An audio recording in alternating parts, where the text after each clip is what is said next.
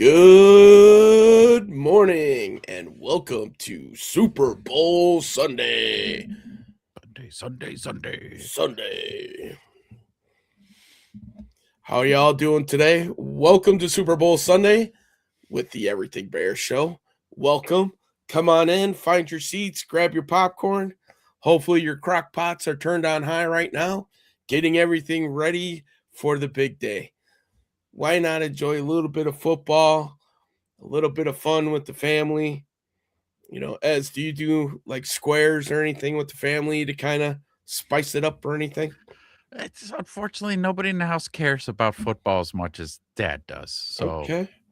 So it's the one game a year where we can watch as a family, no matter who's in it, and just, you know, have a little fun. We talk about the commercials. We all throw in $20 and we do squares to dogs on there. So me, um, my lovely bride to be, my son, and the dog, we all have spots on the nice. grid. So, Okay. and then it's $5 a quarter, $20. So everybody chips in 20. If you win a quarter, it's $20. So Ooh, all you okay. got to do is win one quarter, you get your money back, and or you have the opportunity of walking away with an extra $60. Nothing too crazy, just enough to have a little fun. Yeah, that's awesome. Hmm. It's a great idea. Yeah. The kids already do kind of will float around a little bit. They're not watching the game, but definitely the wife loves the commercials. Hmm. So definitely So a good time. yeah. And then we just kind of make it just a chill day, which is what it should be, right? Yeah. Typical Sunday, a little bit of food, a little bit of fun, you know, maybe a few naps before the game. Who knows? Depending on how the appetizers go. Right. Exactly. So, with that being said, how about we get this going?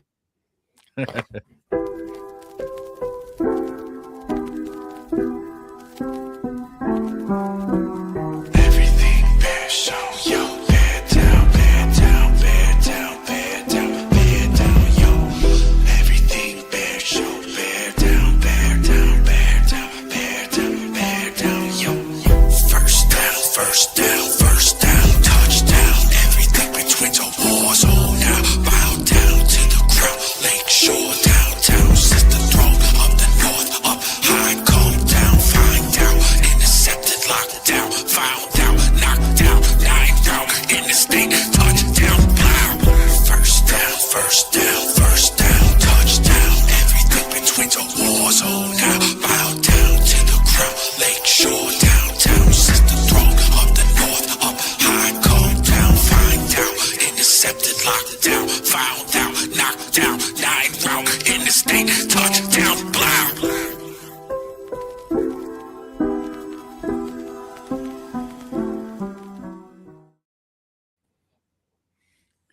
Yo, all Yeah, right. we are back.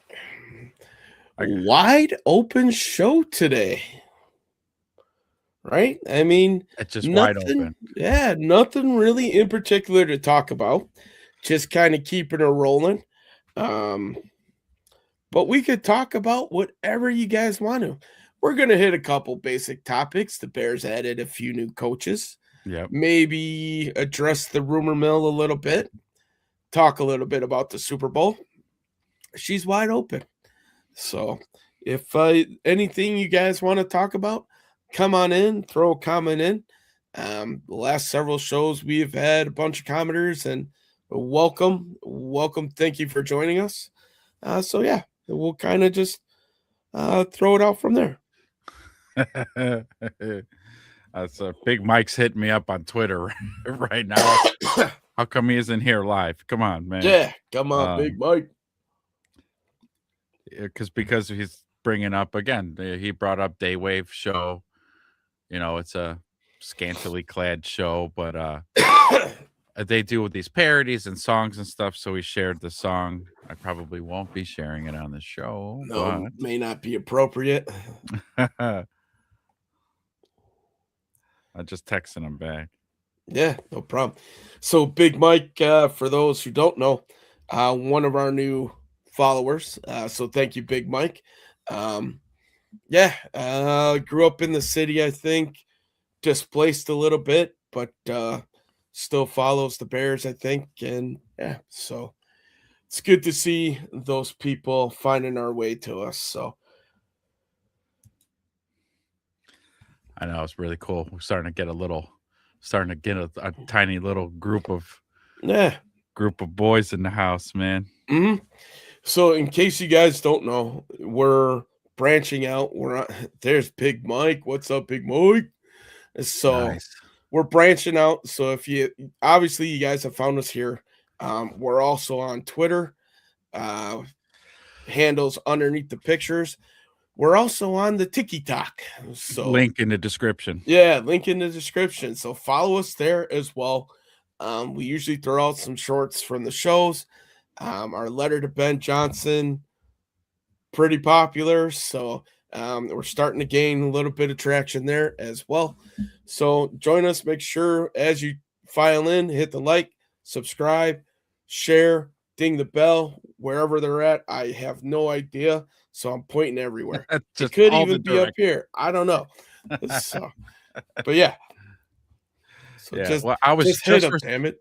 I was just responding to you, Mike, on Twitter, but since you're here, I just deleted what I was typing because you're here. Um, I'm gonna check that out. And is it appropriate? We're not gonna get taken off of YouTube if we show it. I'm not familiar with this. I remember Carlos on the keys. Pesci made Carlos on the keys song. That's not what this is. This is Scat Brothers live at the Outpost. you gotta you gotta be careful. See what happens, huh? Yeah, So we'll do the Bear show, and when we start, intermingling into other things, like I don't know, talking about halftime shows, maybe we'll go a little bit off the rails in a little bit here.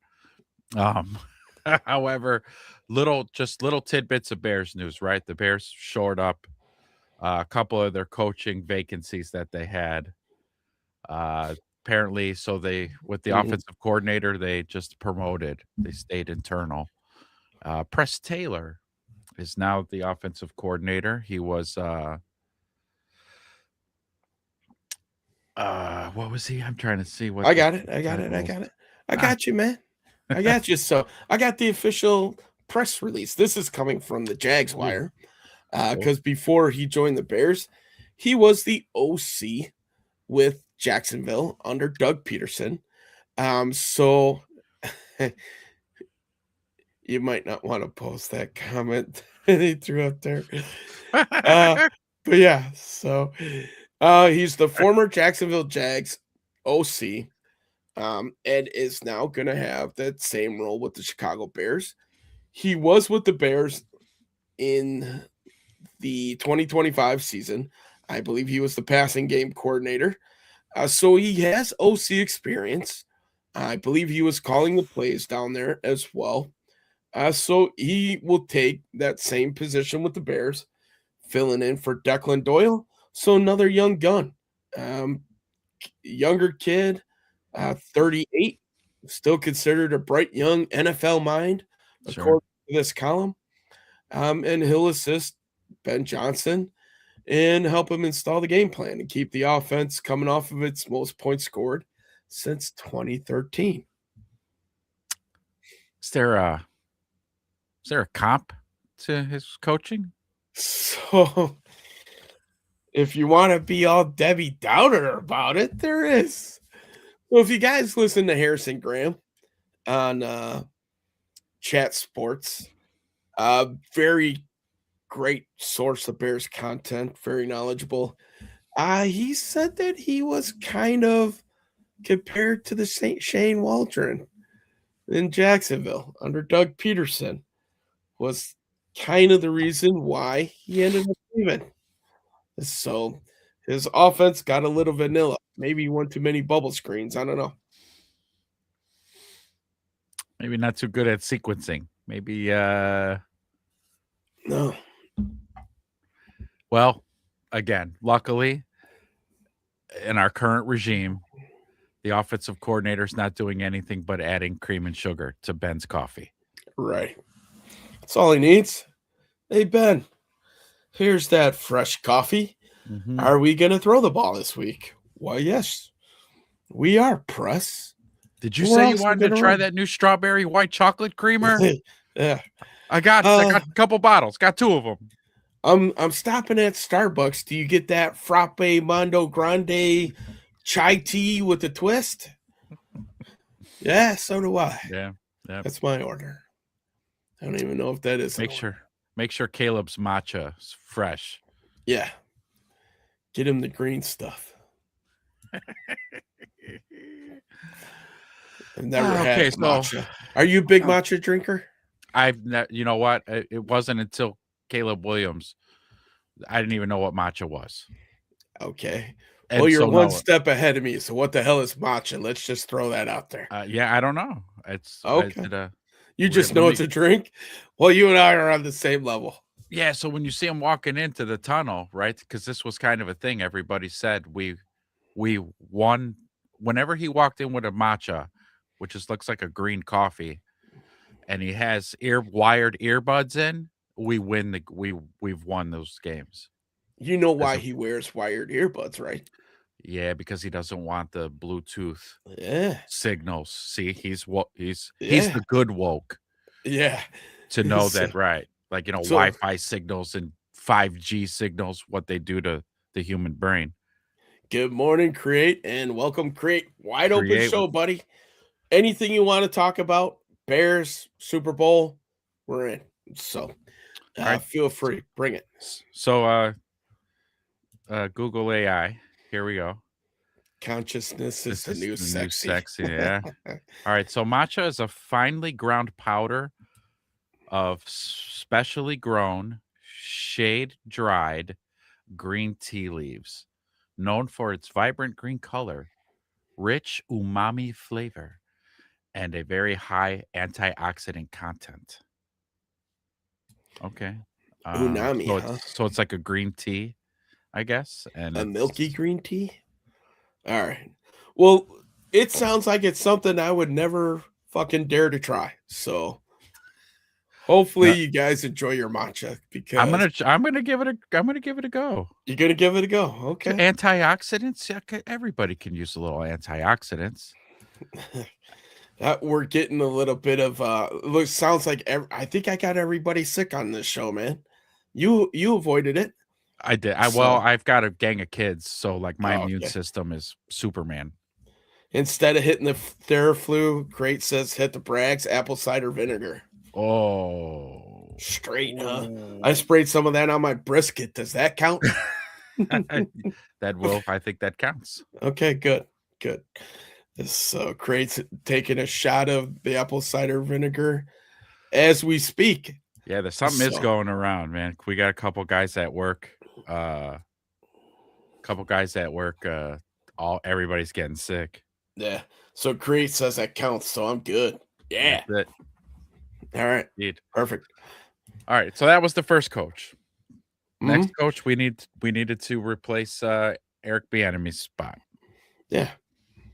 So we decided to tap into a little Bears history and bring somebody back to the organization. One Eric Studsville or Studsville. Let's call him Studsville because I'm that gonna call him sounds better. Studsville. Yeah. Yeah. We'll just call him Studs for short. Studs. Whoa. Chad Town. Yeah. Studsville. So Eric, so Studs, Crate says he is a stud. He's been in the NFL for quite a while, man. So he coached with the Bears back in the 95 season, I believe. Sorry, I lied. 1997. He was the offensive quality control coach for the Bears. He's then since has worked with New York, the Bills from 2004 to 2009, the Broncos 2010 to 2016, and he's been with the Dolphins ever since, where him and Ben had some crossover. So they decided to bring him back to the blue and orange. Welcome back, coach. Let's see how this works out. big shoes to fill. I Oh think we yeah. can all say that after following up Eric Bieniemy. Yeah. So hopefully it's just as intense. But this dude's been doing it for a long time and won 8chan last year. Had a very good season. So, Yep. mhm. Yep. So here's some of the names that he has coached, and we will recognize a lot of these. We just said 8chan, Tiki Barber, Okay. Fred Jackson, Okay. Willis McGahee, Okay. CJ Anderson, and Noshan Moreno, though he was a bit of a flash in the pan. Yeah, Moreno. Yeah. So, Hey, those are some good names there. yep. And now he Okay. gets to work with the Bruise brothers. The Bruce brothers. One Okay. DeAndre Swift and your guy, Kyle Manungai. Too early. Too I was early. waiting for it. gonna I do paused. I paused. So, I burnt it out on the Tecmo Bowl show. I okay. burnt it out. Very good. Very good. So, so pretty quick to fill those positions. Craig's wondering, do you think we draft another running back for depth? You know, as much as I would want to say no, I would not be surprised. Yeah, but probably another mid-rounder. Wouldn't you say? You're probably not in the top 3. Oh no, I'm thinking we're going defense. Oh, we got to. I tell you what, I'll be ripping my hair out if we're not going all. That's if we have a number 1 pick. Ooh, I see what you did there. You never know. That could right? be a thing. We might not Bowls have a could first be round cooking. pick. So, That's right. Yeah, I don't know. But yeah, We'll later see. in the draft or undrafted. Or what about that kid? The kid. He was looking so good. He was an undrafted guy, and then he got hurt. Dreads. Dang. Oh, number 33. Yes. Right? Yeah. Yeah. Did he go practice squad? I thought he got signed by somebody else. Did they? Oh, okay. He if was I can remember his name, I could ask one of Google the where he's featured at. guys on Hard Knocks. Yeah. Yeah, they followed him quite a bit. So the crate says no. Defense first, no doubt. They could trade back with the Jets. I've been hearing this a lot where the Bears picking at 25 might trade out and get a couple higher second round draft picks. I'm sure it's all going to depend who's on the board, right? If quote unquote their guy gets taken, I wouldn't be surprised. So I was trading 25 and 57 for the Jets 33 and 44. So we have this one kid, Britton Brown. He looks pretty good, but that's not the guy who I was talking about. Crate's got it. Ian Wheeler. Yeah. 1,000 points. Create 1,000 points. Yeah. Yeah. Him. So you think it was him who got signed by somebody else? I thought he got signed because I thought he was on the practice squad and he got signed off of it to somebody's 53.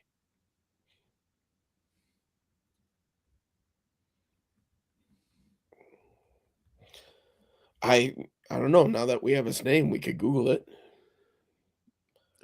To the Saints? That could be. This is via ESPN. Yeah. So he got signed to the Saints. So Britton Brown, welcome to Chicago. I don't know. It wouldn't shock me if we went running back. It wouldn't shock me if we brought somebody in. I do think because Travis Homer, I think it's a free agent, right? Wasn't he on the list? So yeah, I think he was. So I could bring that list back up so we have it handy if we're talking about it. But we'll see, man. I wouldn't be surprised if they attack that depth piece for running back and free agency. It sounds like there's a lot of guys out there, and from the rumors that are floating around. That very Etienne. well. Have you heard that? Yeah, Bears are going to look at ETN. Like, what? We don't need ETN, man. We no, already we got. have him. His Swift. Yeah. We already Well, got one of those. one of the other rumors is I've seen people talking about cutting Swift for Ooh, cap relief. really? Yeah, you haven't seen any of those? I've seen Uh-uh. it in multiple places. We have two guys that we like and no real third. I like Britton Brown, but seems like we don't have a true third. Yeah, 100% right now. We really don't. The nice thing is that if one of the top two guys go down, we have, a bell cow back either way. So you saw Monangai carry the load when Swift was nursing that groin injury. Yeah. So, yeah. Yeah. So, yeah, I don't know. It's gonna be interesting. Yeah, Big Mike is saying the same thing. Seems like they like the running back for Jacksonville, ETN. But I guess I would think at this point, if you were to bring in a back, wouldn't you want a weapon out of the backfield? As Swift catches the ball pretty good out of the backfield. Monangai, not exactly known for that. He Right. had a few opportunities, which, I'm sure he's working on that in the offseason. But just like a legit receiving threat out of the backfield, like a third down back, for lack of a better term, right? It seems like that's the role, if anything, in the backfield that might need to be taken. Like a P. Ryan or something like that, right? Where he could block, he can catch the ball out of the backfield, reliable hands, something that fills that role. Yeah. So Big Mike, he wants him some big some bitch on fourth down. So we thought we had that guy in Roshan Johnson, but boy, he didn't see the field at all this past year. I think he got one carry. Yeah. I think I seen him carry the ball once. I think Roshan's day as a Bear, I think that type of back does not fit in this offense. So yeah, no. We got a little some bitch, Mike. Yeah. We got a little one, hammer. We got like the 4-pound sledge. So we just don't have that big, 10-pound sledge. That's all. What do you do if some of the rumors in Detroit is they're thinking about cutting David Montgomery? No. Kick the tires on that? He wore them. He wore them treads down. There's rebar showing on them tires. I'm good. Because the years he spent in Detroit, he was running. It just was running so hard. I doubt we're going to get that version coming back. Plus, I think I don't want to say he's burned any bridges, but he did. He basically left because he didn't like the organization. Yeah. So let's just call it what it is, right? Yeah. It felt like a very similar situation with Roquan, right? Just did not like the organization. Yeah. Thankfully, that should be fixed. It should. Like, again, a young Montgomery, that'd be great. A young Montgomery. But yeah, the Ben Johnson effect, that his aura should be attracting the year that they had last season. That should be attracting. Again, it's proofs in the pudding. That was one of the things I heard the 670 radio guys talk about in terms of like what did it take for the Bears players to buy in with Ben Johnson? And all they'd have to do was really look at the success that he had in Detroit. Oh yeah, I saw your offense in Detroit. No, yeah, I saw that. Yeah, sign me up. I'm bought in. As a matter of fact, we played it twice a year. Yeah, that too. And so during OTAs and spring training and all that, and then throughout the season, you're just like, it clicked with everybody. It took a little time for fans, and then it took a little bit more time for national pundits to go, so his whole mindset and his whole system, it translates. It works. So Yeah. follow his template and do it. So now other players around the league, if they're free agents, would go, "Oh yeah, I want to go play for Ben Johnson," just Well, because everywhere he goes, he wins. yeah, you look at some of these veterans that are in the locker room too, that could speak firsthand to it. You think if somebody were to pick up the phone and call Joe Tooney and he tells them exactly how he feels, they wouldn't believe him. Right. And even Grady Jarrett to that degree, even though his play is not as stellar as Tooney's, but Right. I'm sure he's a respected veteran across the league. They'll be Sure. like, whoa, okay, this is a legit place. Maybe even Dahlman to a certain degree, even though he's kind of the quieter guy of the group. I mean, that whole offensive line actually is pretty quiet. So speaking of offensive line, while I'm thinking about it, you see they re-signed Tooney. So temporary left tackle fix. Not They- Tooney. Theo Benedict. Sorry. Oh yeah, I was like, I missed this. I got Tooney on the brain. You yeah. got Tooney on the brain. Yeah. Okay, so yeah, So I saw he's that. re-signed for a year for $1 million. Yeah. Okay, great. So it's not as dire. Everybody knew that was going to happen. We knew we were going to roll in with Theo. Yeah.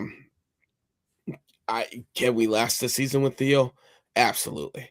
You give him another offseason to help hone his, pass pro.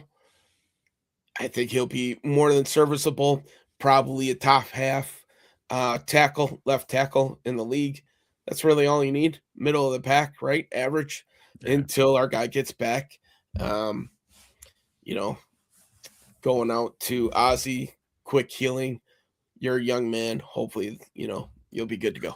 So Knocking on wood. yeah, Theo's grown into a stand-up player.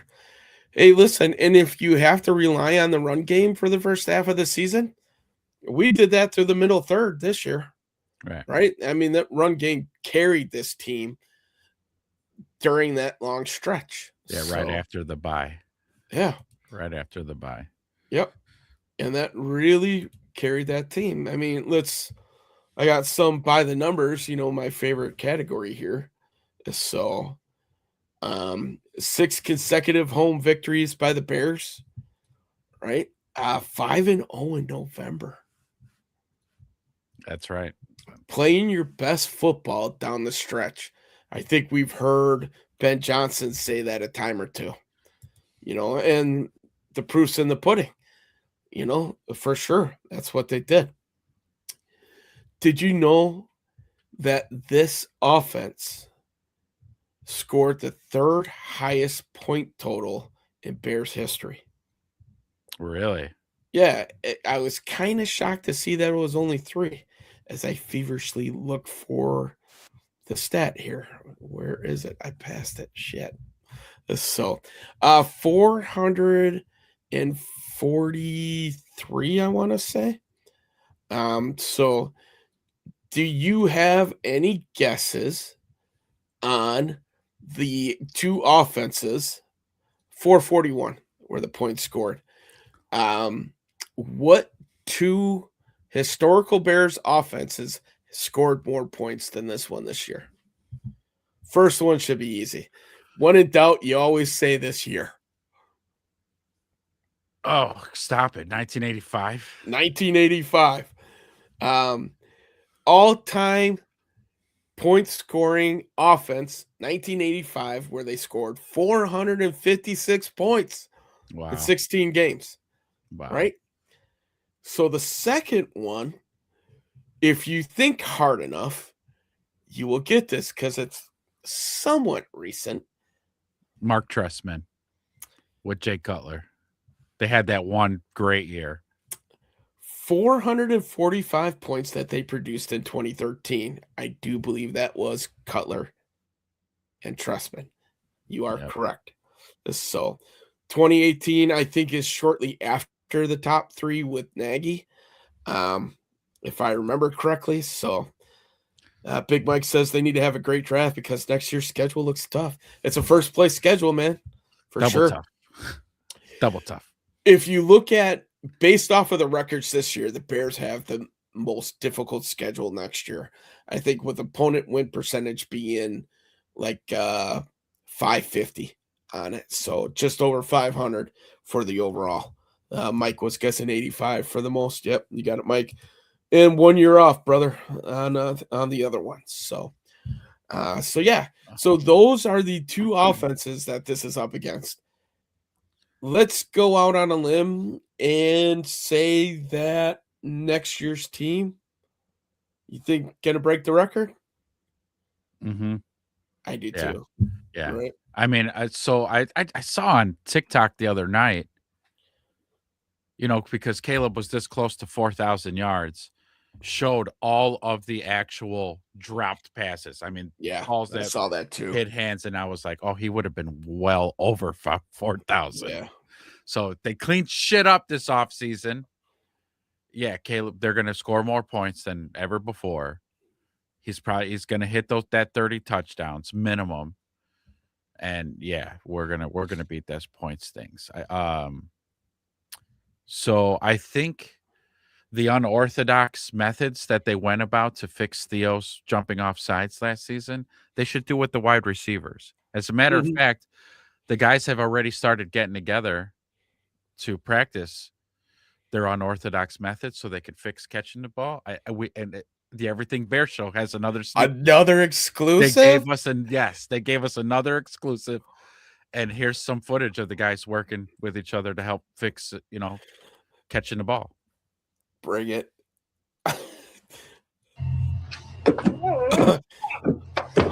Okay. What happens when you drop it? That's Rome. That's Rome right there.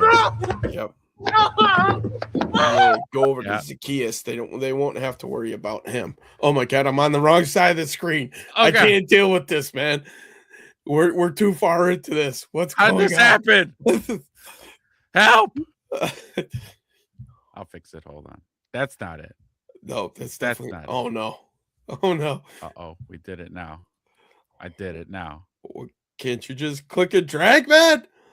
Oh, there we go. I fixed it. Yep. Woo. Woo. Oh god. Yeah, I'm too old for this change. But yeah. Yeah, Big Mike is right, man.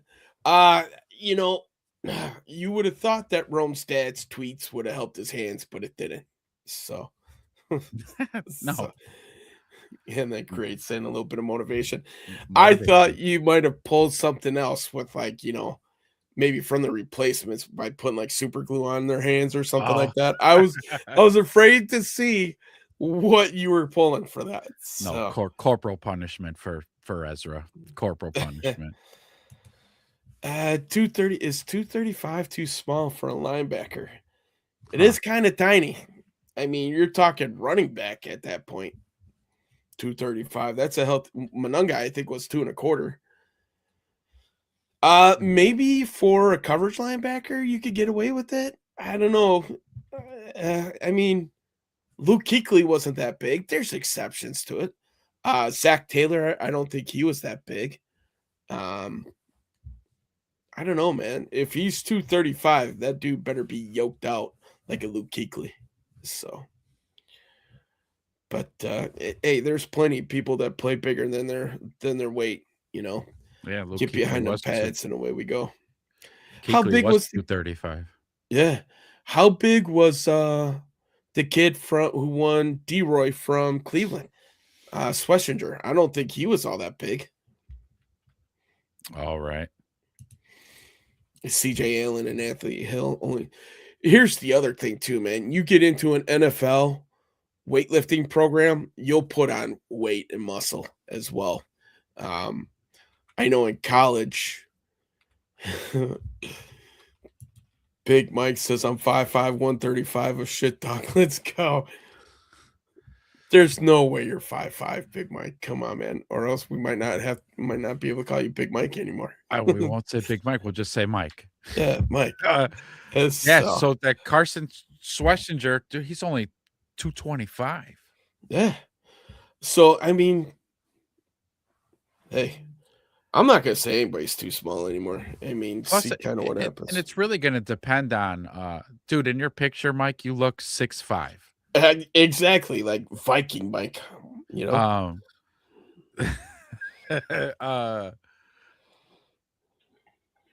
Hell no, I'm Big Mike now. That it's Big Mike. That's it. that it's Big Mike from now on. You have now been officially glossed Big Mike on everything Bears. So, and that's just how we roll. So, What the hell are we talking about now? I have no idea. My We're brain is talking like, about small linebackers. okay, yeah, but because again, I see your picture, Mhm. and I'm like, oh, this dude's huge. Like if we were playing a pickup game of basketball, Mike's my first pick. Yeah. All right. Small linebackers. Oh, this is all going to be determined on what Dennis Allen needs to fit his scheme, Mhm. if he needs a light, fast linebacker, well, take a look at who they drafted in. Let me get what's his name stats up here. Hippolyte. Because then this will give us a look at probably the body type that he's looking for. I know Hippolyte was a big athletic dude. His athletic numbers jumped off the page. He was fast. Kind of thinking of his, draft analysis or whatever you want to call it. So, He's 6', 236.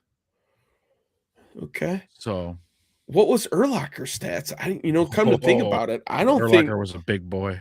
Yeah, but I don't think he was like 260 or anything because he played safety in college. You ready for this? Okay. Like you about nailed it. He is 258 Okay. at 6'4". Damn. He's fucking huge. That is a big dude, man. That is a big dude. So like a 4'4". Jesus. yeah, that's what this defense needs. Just that prototypical Chicago middle linebacker. So okay, 4.57 he ran. yeah, but he played fast. He might have ran a 4.57 in shorts and cleats, but he also runs a 4.57 in shoulder pads and Yeah, full. He had no drop off with his No. gear on.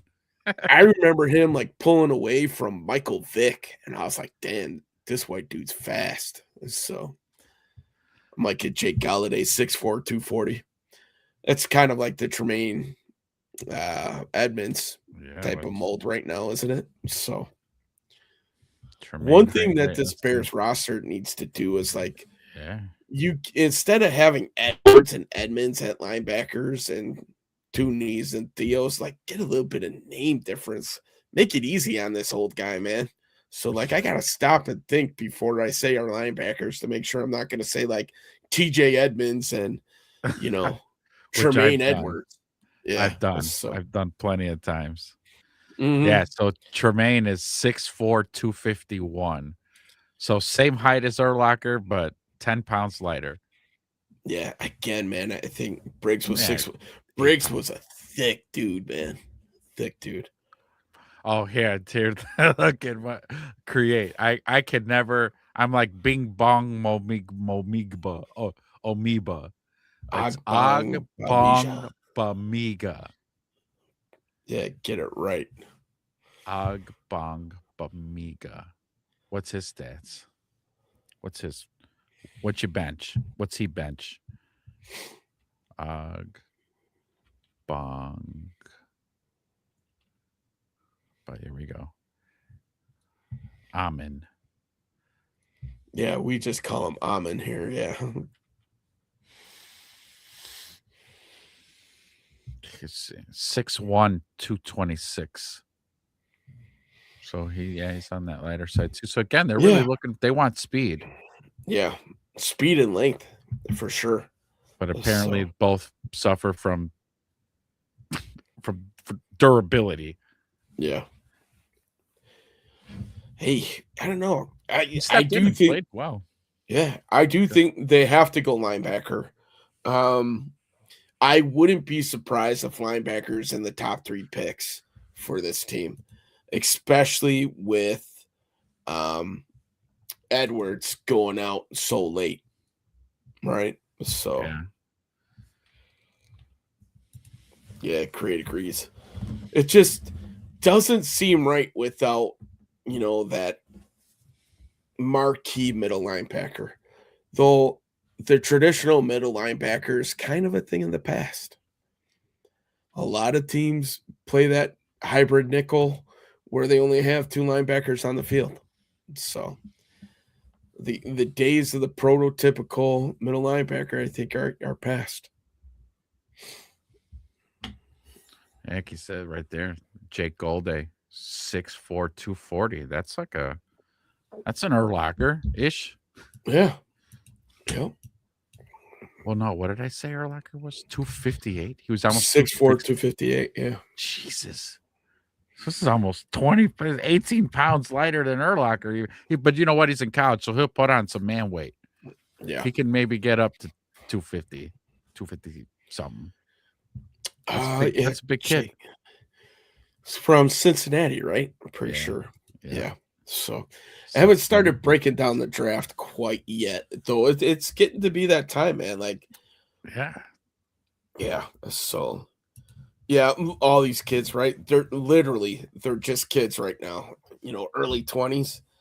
But yeah. Did you see? Mike said Briggs was 6'1", 244. Yeah, Briggs was a big dude, man. That linebacking core, and you could pick whichever one you want. Urlacher, Briggs, and Roosevelt Colvin. Who was the other one that filled in there? Hunter Hillemeyer was over there for a while. Who was the other one? That other linebacker spot kind of revolved a little bit, but no matter who you put with those two guys, man, that linebacker core was pretty solid. So, yeah, we'll see. For Mike and Crate out there, if you were to pick the Bears' first three picks, and you don't even have to give me names, what positions would you be picking and in what rounds? Would you go D tackle, linebacker, edge, D tackle, linebacker, first, second, third? What would you guys do to help address this defense? Or throw that curveball in there. I think Crate was saying we need a running back. Do you throw a running back in there? Do you throw another wide receiver in there? What do you guys think for the top three picks for the Bears, where they should go? And in the meantime, I'll show my favorite Briggs highlight ever.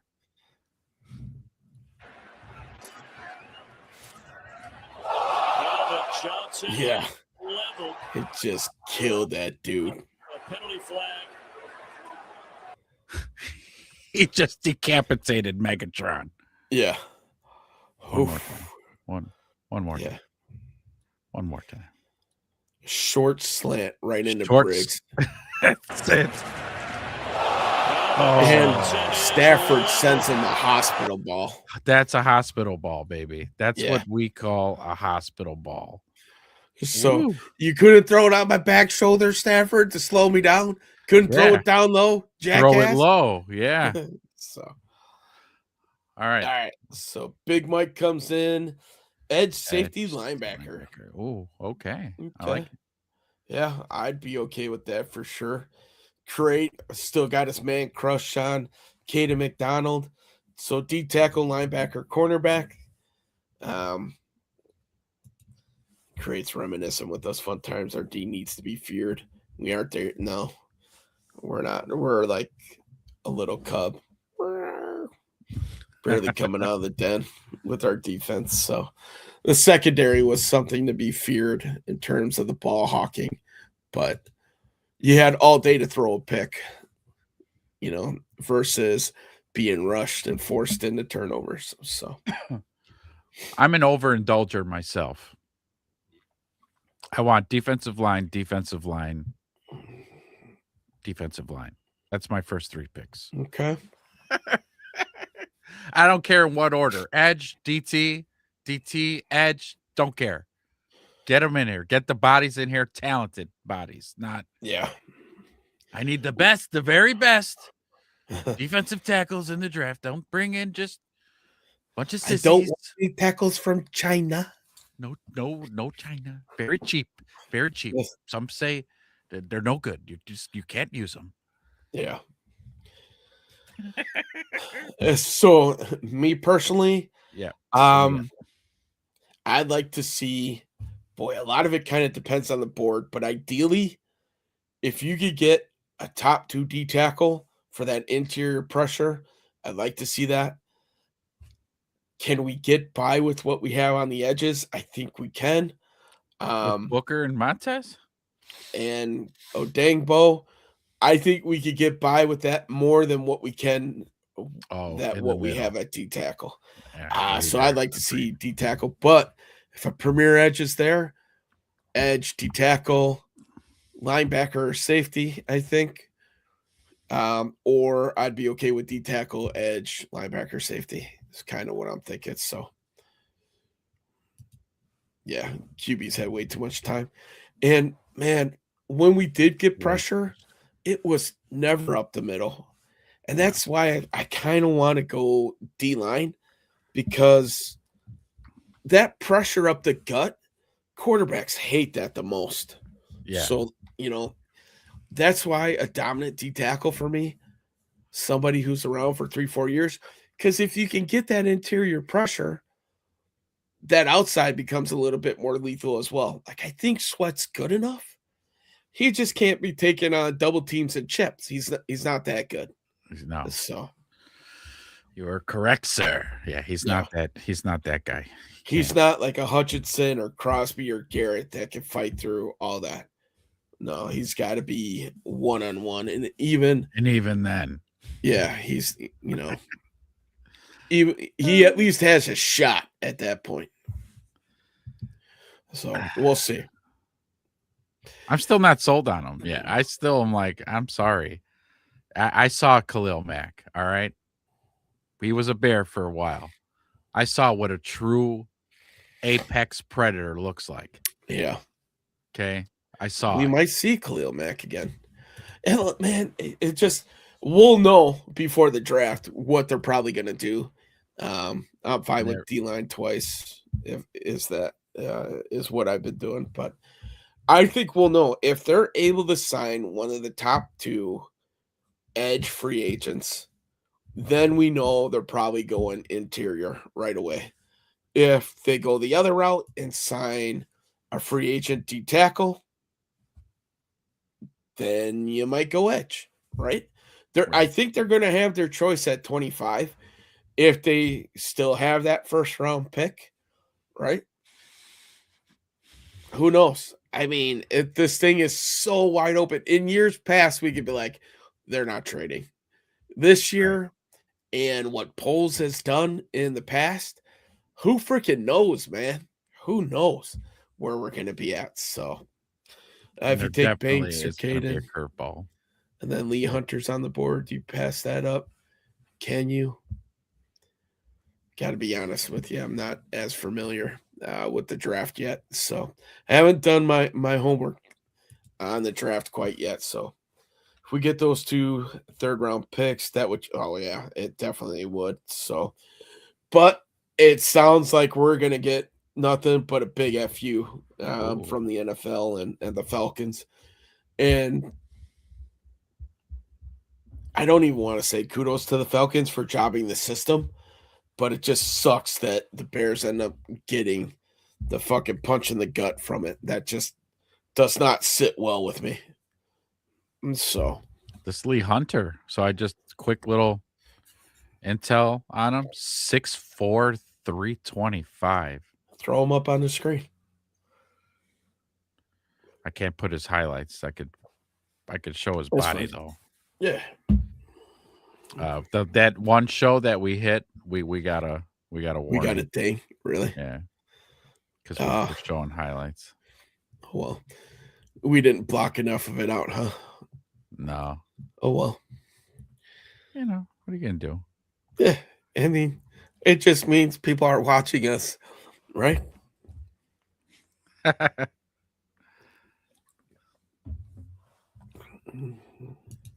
Create saying D tackle is deep.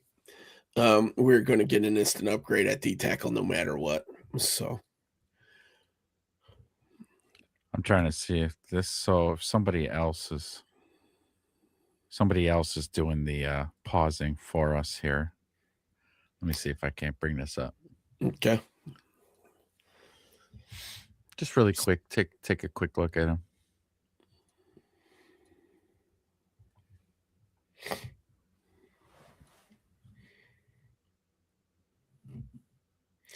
Yeah. He's a big kid. That's a big Yeah, boy. he is. Yep. Another Texas Tech guy, huh? Yeah.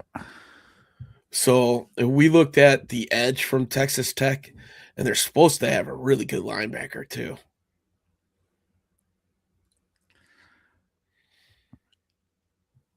Just that get up, though. Yeah. His get off. He does a little stutter step, which might be part of just whatever his move might be.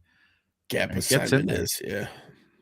But that's what worries me about like the really big kids, because at Jervon Deck, he's huge, but his get off is awful. Yeah. You got to be quick. That's the buzz around McDonald is that kid's 320 some odd pounds and he's quick as lightning. So Crate says, yeah, but there's the interview of Matt Ryan saying that Cunningham is going to be running everything there. I agree, man. I mean, what's the worst thing that they're going to say if you appeal? No? Okay. Well, if you win the appeal, so be it. The Falcons rookie got arrested last night. I did not see Oh that. yeah, I saw that on Twitter. What In what extraordinary fashion, too, mind you. It took like 9 cops to was get he him running? down. Oh, He God. was, yeah. He got into some domestic battery on 2 people with a deadly weapon, then takes off, Oh. and yeah. I forgot somebody on Twitter, because Twitter's awesome. Somebody said it took like 9 cops to get him down, but I forgot what tackle it was. Who was able to keep him to no tackles and no sacks throughout a game? It was funny as shit. Quiet mouths don't get fed. True. James Pierce Jr. I have not seen this story yet. Granted, I kind of got up and It started prepping. was Super Bowl prepping, yeah. So my Twitter was kind of blown up. I'm so bad at being on Twitter, I'll be honest with you guys, man. So It's all right. It's all right. football linebacker, yeah. Huh. Okay. Well, Let's see if I can't find anything here. so he was beating up his WNBA girlfriend, huh? Hell, half of those chicks in there look like they could take on most people, quite honestly. Isn't he a new Edge? I don't know if he played Edge or not. Yeah, I think he did, because that was Yeah. the whole joke of the guy saying Defensive end, yeah. it took 9 cops to take him down, but some offensive tackle kept him to no sacks, no tackles. Mhm. Let's see. Just kind of looking at everything here. What college did he go to? Not that that matters, but James Pierce Jr., Tennessee. Okay. Why would he dork out over this girl? Ooh. You got his chick up there. That's funny. Yeah, so speaking of the WNBA, my favorite part of that was when they were wearing those t-shirts, equal pay us what we're worth. And some dude, This the girl he's dorking out over, stalking and beating her, probably because she's sleeping with somebody else or something. if she plays in the WNBA, no offense, she's probably sleeping with another chick. So. Zing! Facts. So, yeah. So there was a guy who actually broke down and did the math and was like, yeah, if you want to pay what what you make type of thing. He did this whole skit where like people were getting bills for like $2,500. You owe us $2,500 to play in this league because that league loses so much money without the WNBA or the NBA stipends. Yeah. Yeah. And then the few people that draw people in, They hate him. Yeah. Like Caitlin Clark. God, they beat the hell out of her. And she's genuinely awesome at basketball. Yeah. She's like the Steph Curry, and they want to hate on her. But they'll all put up what's her face like she's on a pedestal. Yeah. I can't stand her. She shoots 13% from the field. Yeah. And gets all her rebounds. She ended a game with like 40 rebounds, and they were all from her. They were all her own rebounds. She's just trying to put it back up and miss it. As they call it. Once Sophie that Cunningham. season. Woo, woo. Yeah. I'd get in a fight over her too. So Sophie Cunningham. Once that season gets started, there is a guy who just completely destroys Angel Reese. You will be getting those TikToks because they're fucking hilarious. So, yeah. Our brick Barbie. So, some of my favorite ones. Bang. Anyway. Yeah, man. So, dude, we got a lot of homework to do with this draft, man. It's a guy show, right? Bunch of fellas. Sophie Cunningham, ladies and gentlemen. Sophie Cunningham. Yeah. Okay. Yeah. Okay. The 6 goats. something. Big Mike, you climbing that? The goat asked, do we think Caleb will be good one day? I think he's a bust. Maybe. Someday. He'll come around. Goat. Yeah. He'll come around. Big Mike's got the climbing gear on already. Yeah, he's got the ropes and the pulleys, and he's ready to go. Fucking picks and shit. Let's do this. Well, Caleb, Creator Big Mike, you think Caleb's going to be good one day? I don't know. So obviously the GOAT. What camp you coming from? What camp are you from? GOAT. Yeah, who you represent? And define good. Are we saying good like top half of the league, or are we saying like good as in top 5 QB? Like, is that considered good for you? Oh, that too. We'd have to work out those parameters. Mm-hmm. Is he like? Oh, you mean like? Is he like Jordan Love? Good? You mean like that? Is he as good as Jordan Love? Be specific. Yeah, just kind of let us know what who you want to compare good to, or who do you consider good. And then maybe we can formulate our answer around that. So.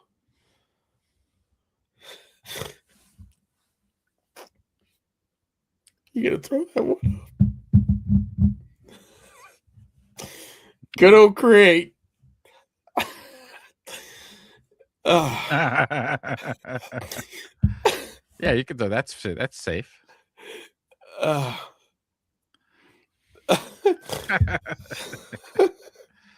Like that good, GOAT? Like that good? Oh, I'm sorry. I did it. Too late, bro. Too late. I guess the short answer to your question is I already think he is good, quite honestly. He's got one flaw in his game, right? And everybody can point that out. It's his accuracy right now. That is the biggest glaring flaw in his game.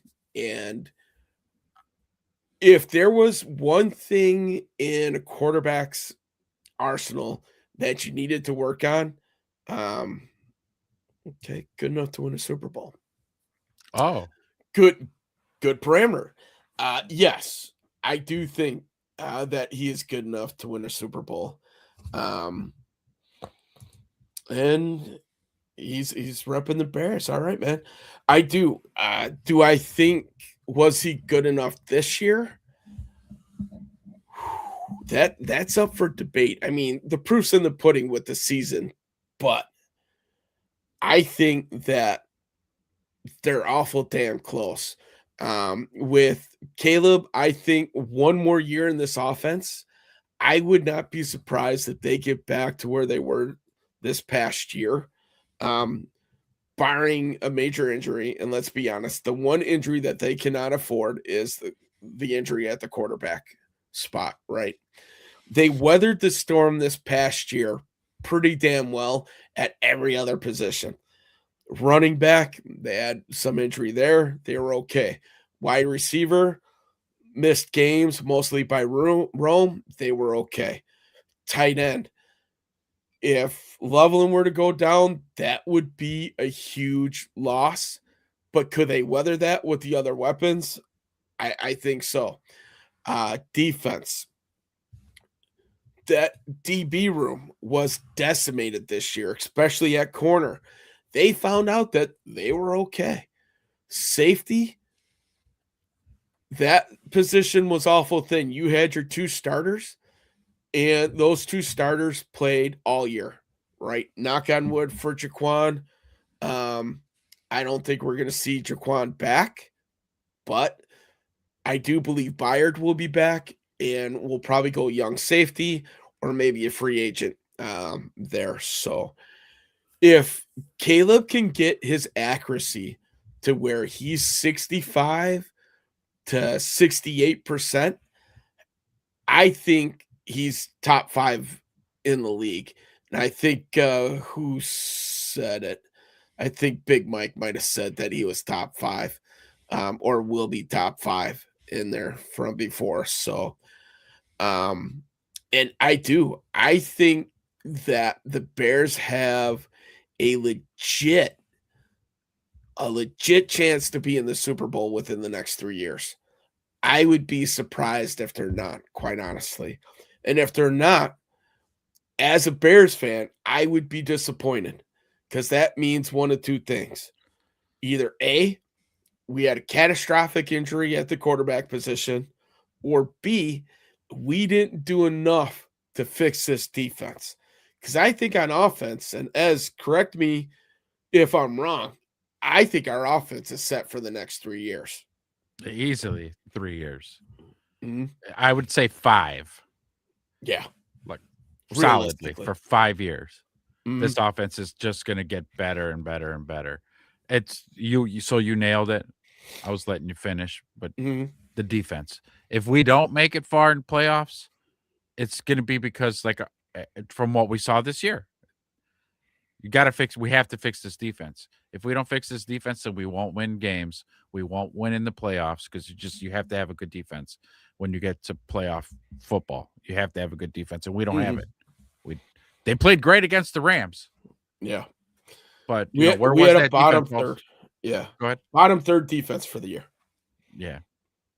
And you're not going to do deep playoff runs like that. So they really need to fix the defense. But Caleb, I'm not even worried about Caleb. And you say that you are a Bears fan, so my bad. I thought maybe you were coming from a different camp or something in the division. But if so, you're a Bears fan. You don't think he's good? Or you don't think he's good enough to win a Super Bowl yet? I mean, that's fair too, but yeah, I would think most Bears fans, we saw 17 games of him. The kid can win a Super Bowl. Just saying. Right. The one narrative that's out there that makes me have just a little bit of doubt in my mind is all the close games that they won. But the flip side of that is you learned how to win those close games. And if you can learn that as a team and instill that as a culture, it means you're never out of it, right? That's the narrative of this team going forward. You are never out of a game. Right. And as fans, you look at it last year, right? Like how many times, just using you and I as, right, in the text, we're like, they just got fucking curb stomped. They just got beat up by Big Brother in the Packers game. And then all of a sudden we look up and we're like, holy shit. Like, wait a minute. Are we going live after this game? Right? Yep. So, yep. So, like Craig said, we saw Caleb prove that he was magic. And by magic, Caleb, or great, I would say, let's call it that it factor, right? Sure. He's got that Clutch. magic. Mhm. It's clutch. Look what he did with the rookies, Monangai, Loveland, Burden. That's why this offense is going to be so dangerous, and they're controlled for 3+ years, Yeah. right? We're going to have Caleb Williams as long as we have Ben Johnson, right? I would say that would be a safe bet. And heck, we might even have Caleb Williams longer than Ben Johnson. Who knows? Who knows? The offensive line, 4/5 of it is still coming back, going to be the same. And that last piece was still a piece that played for what? 5 starts, 6 starts, maybe. Yeah. So yeah, man. It's to piggyback off what you said a second ago as well. I want to really double down on this. The fact that this is Ben Johnson's first year. The offense is so young. We had so many rookies on the field on offense that say they didn't have success. Let's say they had success, but whenever they'd get behind, they could never catch up and come back from behind. Like that would be a thing. Can you teach that? Can you coach that? The fact that they're all trying to figure out this offense, and then in crunch time, Caleb comes up big over and over and over and over, to the tune of 7 times. To have figured that out and know that you can do that so early in the game, and not the actual physical game, in the game of football, in Ben Johnson's career as head coaches for the Bears, to figure out we could do that so early on, like Wedge just said, when they really get full head of steam going, firing on all cylinders, there is no game we're not out of. No game. Yeah. Because we saw a whole big sample size of that this season with Caleb, having some accuracy issues, with Caleb having a very bad completion percentage. Wait, when he fixes that shit, it's over. Yeah, let's look at what Big Mike said here. He's got a strong arm, damn near impossible to tackle. He's got that Houdini gene. And this next part really, really speaks, I think, to the progression that we saw from year 1 to year 2, throwing with anticipation. He's now proven 2 years in a row he takes care of the ball, like Big Mike is saying.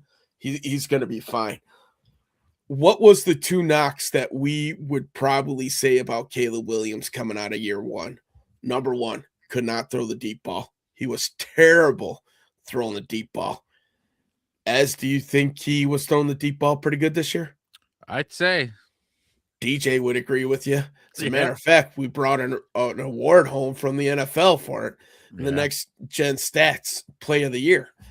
That was awesome. The accuracy, though slightly better, still an issue. I think that's footwork driven, and boy, him and Ben Johnson are going to be best buds, I think, in the offseason, doing nothing but footwork. Yeah. Probably take a break and then go back to footwork, work on footwork, and then footwork again, and then they'll wrap it up with a bout of footwork. So well, playbook and footwork, the two are married. Yes, you're right. They will go over every play, and then as they talk about the play, Ben Johnson will be, now show me the footwork. Right. And that's how they will drill that. The other part of that, like we were talking about before, the receivers got to catch the damn ball. Yeah, we really had a rough year with drop passes. It was top 3 in the league at drop passes. Mind-boggling. Top 3 in the league in drop passes. God. Yeah. Pretty sure at one time last year we were one of the most injured teams out there. So that too. Yeah. On defense, our defense was just decimated. We lost a lot of games to injury for sure.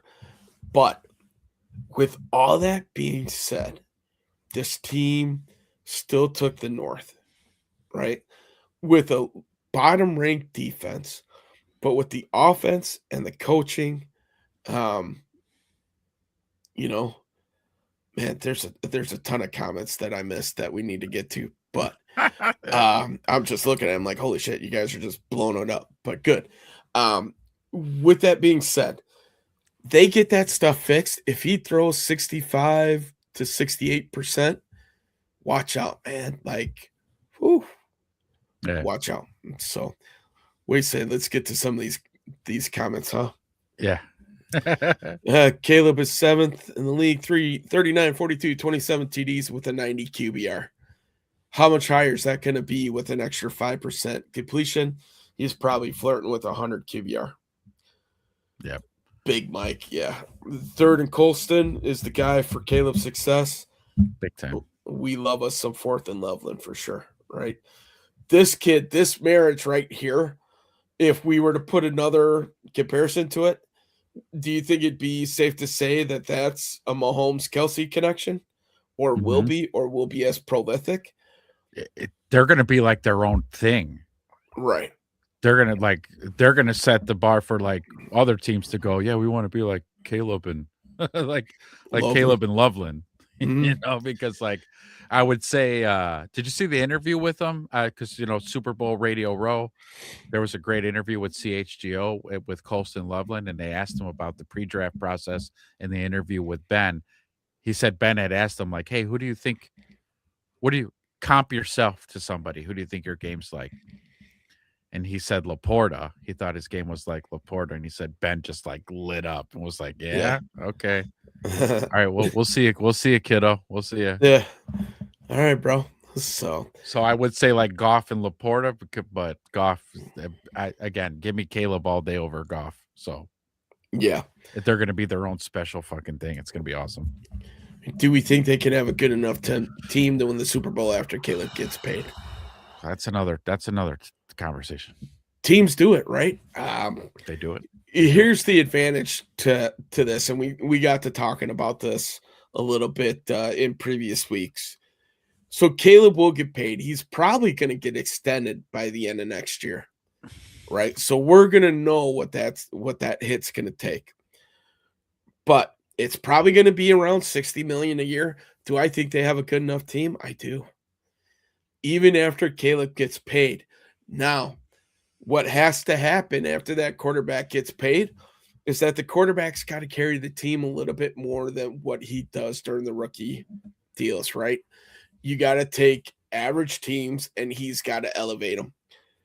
But with that being said, you also have 3 years of salary cap increases. And right now, with the international money that's there, all these freaking paywalls for the NFL, as fans, we don't like it. But where we should be thinking about it is, what is it going to do to the salary cap? And that, with all that TV money, that Amazon money that's out there, that cap is just going to inflate quickly, right? So you're going to be able to pay a quarterback and still be able to field the team. Now, Poles is going to have to really cook in the draft because you have to hit on draft picks. When you have a franchise quarterback, you have to bring in young talent to replace the aging talent that you can't afford anymore. And the Chiefs were masters of that going forward. They moved on from Tyreek Hill, right? Mm-hmm. So when they get to that point, they have to be able to take care of talent through the draft. Free agency will help, but we all know if you could get young studs on rookie deals, that helps open up the window. So next, top 3 QBs this year are not in the Super Bowl: Stafford, Goff, and Prescott. I'm guessing top 3 paid. Are we saying that, or are we saying like total QBR? Because I think it might be pretty close for both. But yeah, it's true. This year's Super Bowl, kind of an anomaly with the quarterbacks. Yes, you have one young one in Drake May. And believe me, as a Bears fan, it pains me to see him in there, and I want to see him get crushed because I want Caleb to be the first one from that draft class to win Super Bowls. but there will be plenty of Super Bowls for that QB draft class for sure. And let's hope that the Bears are on the receiving side of 2 to 3 of those as well.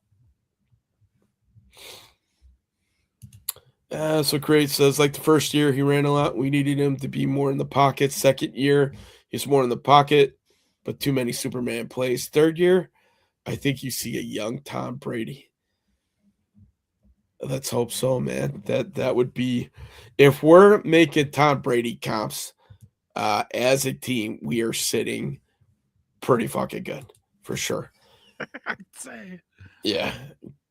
Caleb is taking notes on everyone. You can't teach killer instincts.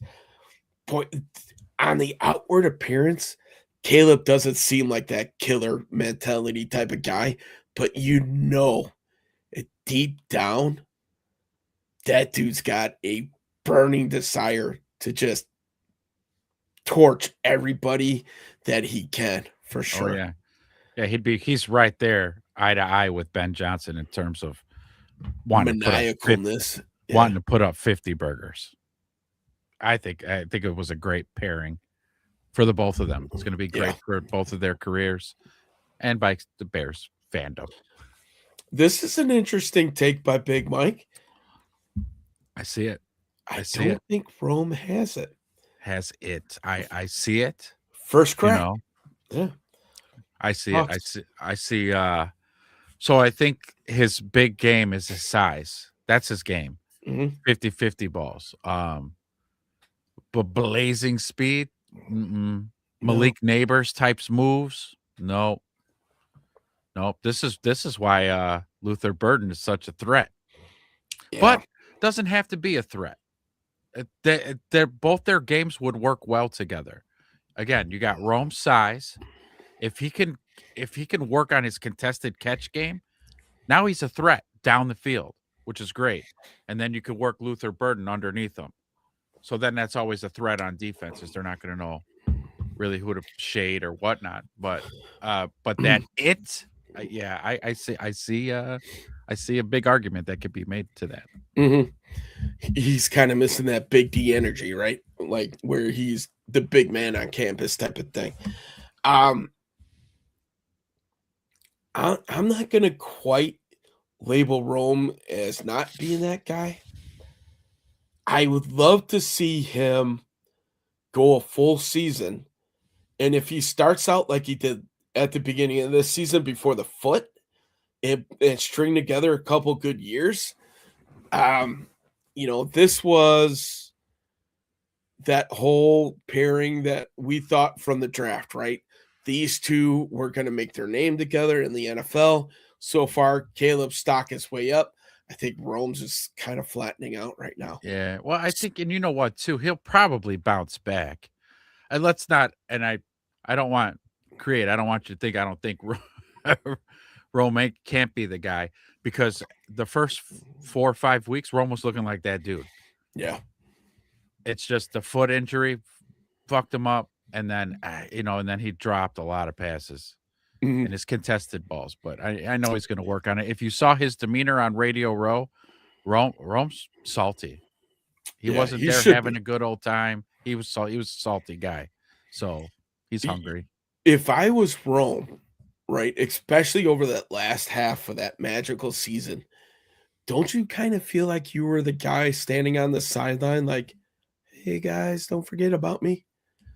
And it really, and that's where we saw Luther take off. Loveland made himself a household name, and Rome's kind of the forgotten guy around now. DJ endeared himself to even more Bears fans by beating the Packers twice. Yeah, and wearing the cheese grater. Yeah, and saying fuck Green Bay all day. Yeah, well, Rome is sitting in the trainer's room. So if I was Rome, like that would be my personal fire right now. Like, man, I got to do what I need to do to make sure that I'm not going to miss out on this, because I don't want to lose snaps to Burden. And that's how it's looking, man. Like, you are going to be losing snaps. And so the level and pick shows that Ben knows what the hell he's doing. Man, we talked about this a lot too. Everybody else in the league laughed. Yeah. And then Ben Johnson just sat back and said, let's see who laughs last. He who laughs last laughs best, right? So Colson Loveland in his first playoff game, all he did was eclipse the highest total that Jason Kelsey ever had in a playoff game. If Travis. we're using that count. Yeah, thank you, Travis. So but yeah. Yeah. I don't know, man. So like Big Mike said, we saw Loveland CHGO. He was locked in. The only footage I saw of Loveland is when he was carrying around the big Charmin roll. So The giant Charmin roll, yes. Poor guy. I was like, man, he's getting paid. He's got a paid sponsorship. I'd carry around TP too. That's okay. Hell, maybe I get a year's supply. That makes it worth it, right? Yeah. Caleb is paid $25 million signing bonus. Yeah, number one picks get paid quite well. Plus, that kid made more money in college than he'll probably make in the first 10 years in the NFL, let's be honest. Great also says, I'm hoping Caleb chooses not to break the ceiling, take a team-friendly contract, give that money to your own line so you can stay competitive. Caleb doesn't want to be a paid loser. Yeah. I agree with that. Oh, my God, we're so far behind on comments, too. We'll ramble through these quickly. So the Patriot way was always next man up. Bears need to pay attention for sure. Top stats. Crate's throwing us a curveball. Off topic. But you know who I'm proud of and what a roller coaster was? Sam Darnold. Yeah, for sure. Yeah, for sure. That kid, poor kid, he got jetsed, right? Got drafted by the Jets, and then he got just smeared by the Jets. Poor guy. So, I think Caleb is modeling himself, grooming himself to be Brady winner type. I agree. I think you're right, great man. Like, I don't think he's gonna be demanding $70 million. I think he's gonna be, listen, as a young man and for the talents that he has, the kid deserves to get paid. I could see that 65 million a year, which by the time he signs that next round, it's going to look like chump change because I'm sure there's going to be $70 to $75 million contracts out there. Caleb needs Ben also to help him keep his emotions in check. Yeah, that's I think a pretty good story from college, right? Because it seemed like he was kind of up and down, and even that first year on the sidelines. I mean, granted, that first year anybody would be frustrated, but I think what you saw the difference this year, because he did show some emotion on the sideline this year. This year, I think he was more disappointed in himself versus what was going on the field. And I think that's what that major difference was right there. So, sorry, I was just checking my brisket. So, but yeah, so I think that's part of the maturation process of one young Caleb Williams that will turn this kid into a stone cold killer, a la Tom Brady, for sure. So, Rome, is it? I'm sorry, he does. I want to see him put a full season together, man. I want him to be the first receiver who has 1,000 yards in how long, So, Craig even says he questioned Rome at first. Now I know he definitely needs to be a Bear. Maybe Rome needs to put on 5 pounds of muscle. I remember Rome 4th and 8. He was the reason we went on to beat the Packers. Yep. He was the receiving end of the jump man pass, right? So. Yep. Great comment here. I didn't see it in Rome's eyes. He's not out there doing any Darth Burden force jokes. Force joke. I'm doing that in Tecmo Bowl and shit. Yeah. Whenever Luther gets a first down. I think probably one of the images from this season that will stand out the longest is that choke on Keyshawn Nixon. So, I think Rome was hurt, maybe playing hurt. Rome was playing hurt a long time before he was missing games, that's for sure. They reported Nancy Guthrie is back home now. Ignore that, might be fake news. Okay. Well, too late. We already read it. So, Caleb doesn't need the money. We'll build him a house and buy him a car in Indiana. I didn't even know this was a thing. February 1st, Nancy Guthrie, she was kidnapped? What the hell's going on here? Bringing some topics to the table. A little off brand here, a little off topic, but what the hell's going on here? Nancy Guthrie vanished from her Tucson area home on January 31st, 2026, after blood was found on her porch and her doorbell camera was disconnected. Her family released a video on Saturday agreeing to pay a $6 million Bitcoin ransom demanded via a note to a local station, begging the kidnappers to release her so they could celebrate together. The FBI and local sheriff's office are intensifying searches, recovering items from her property, while President Trump shared optimism about strong leads after speaking with Savannah. So that's crazy. Yeah. Wow. Get some other comments. Crazy story. Ransom and all. Yeah. Wow. Okay. Well, man, I really hope they get that figured out. That's terrible. You know what's weird? Not to get too soapboxy here, but why is it that that's just the world that we live in today? You know, is it just being reported more because social media is out there? Has this always been happening, or has there been a true shift? And just, you know, not to cross the lines with your other show, but yeah. Yeah, no, I was like, hey, we could have talked about this last night. Yeah. So, but yeah, no, that is the world we live in today. And there's actually, so the conspiracy side, the tinfoil side of my brain is actually questioning the actual validity of this whole thing. Not to say like it's fake, but you know, maybe it's like an inside job. But that's just, again, I have a very suspicious mind. I don't trust the person. Yeah. Cue the X-Files thing. Yes. Which Super Bowl halftime show are you guys watching? We were talking about this before the show. We did. So we're glad we could talk about this now. I'm gonna watch the AKC Puppy Bowl. That's where I'm gonna go. I'm gonna go to Animal Planet and watch the dog show at halftime. They have senior dogs this year. So I was gonna, you know, volunteer my dog. My dog plays center. He sits there and snaps the tennis ball through his legs. Nice. For sure. And then he chases it himself. So in the winter, he entertains himself. It's hilarious. I got a video of it. I'll send it to you. He's the center and the quarterback. Yeah. Yeah, he's good. I haven't decided which one I'm gonna watch yet. Like I was saying in the beginning, this is the one game that my family watches. I got a younger son who's in the 20s, so do I want to watch Bad Bunny? 100% no, I do not.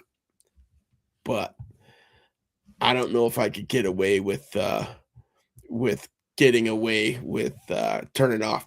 For me, I'd rather watch one of the other ones. I think Kid Rock's having one. Sounds a little bit more up my alley anyway. The only reason why I know who Bad Bunny is because he was in Happy Gilmore too, just to be honest with you. Outside of that, you know, you guys could play 3 of his songs in a row, and I would tell you that was Ricky Iglesias. I have no idea. So, but Wedge has got a background with his dog. Yeah. Want to see your dog. You want to see my dog? My dog's awesome, man. He is a Chihuahua Boston Terrier mix. His name is Jax. Let me see if it's still loaded in. Hold on. Let me see. Yeah, here we go.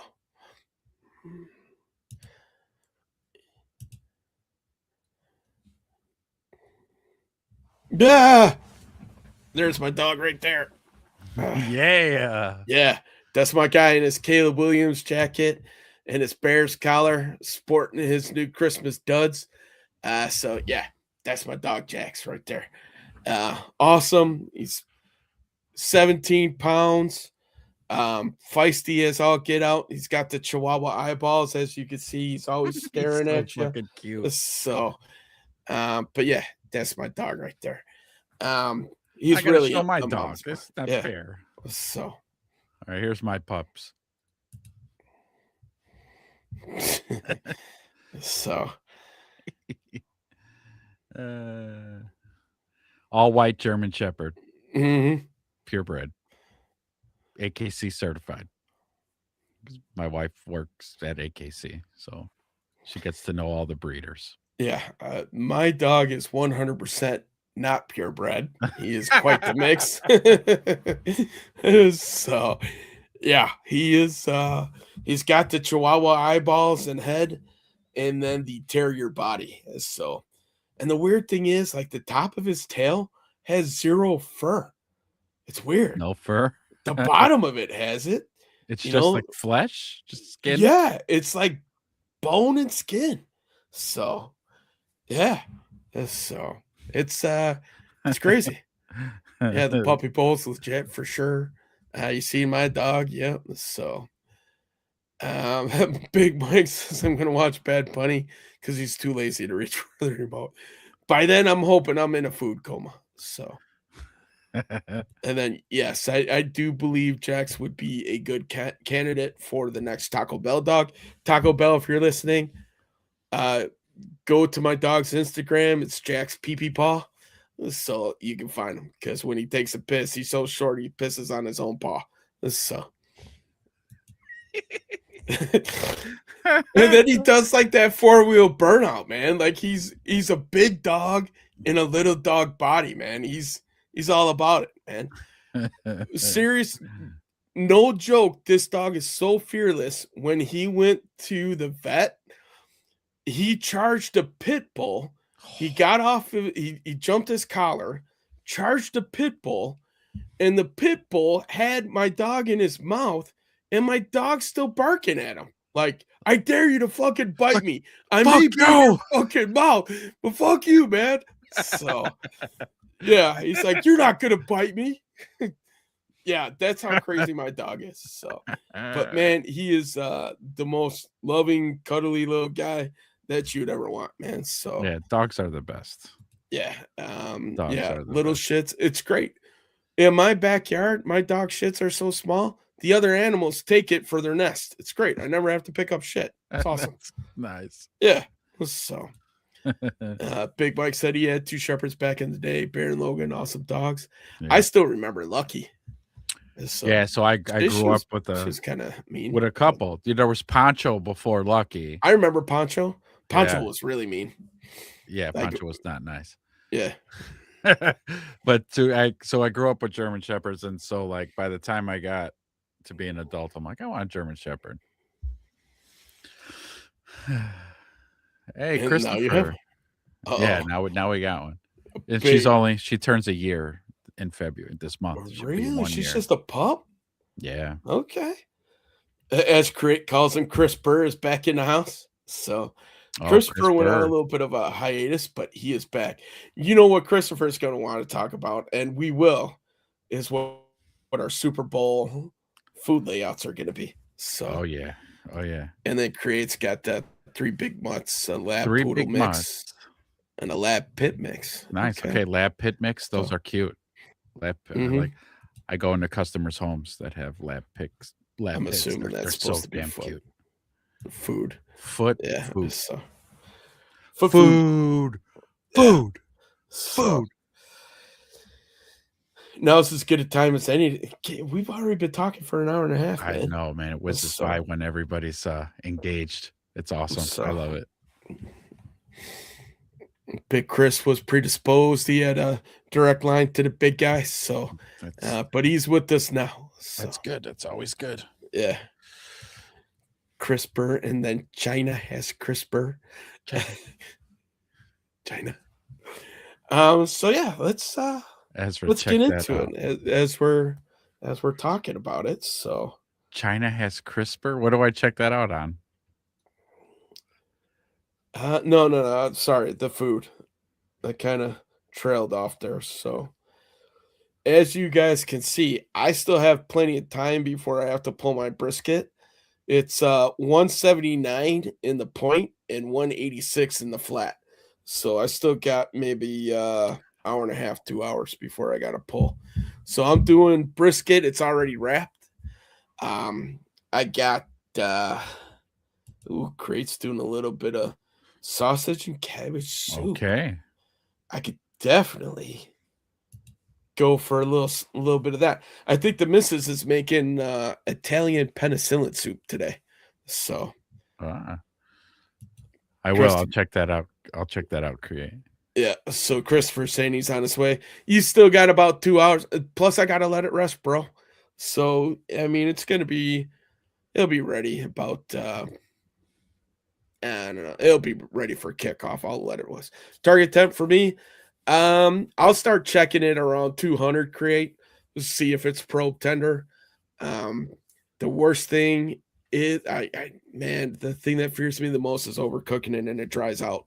So I look for 203 in the flat for sure.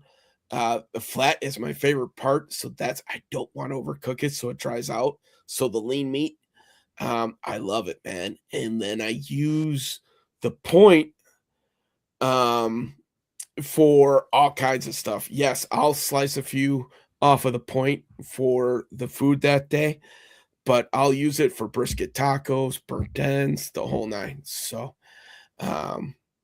yeah, one brisket makes about 5 meals for my family by the time it's all said and done.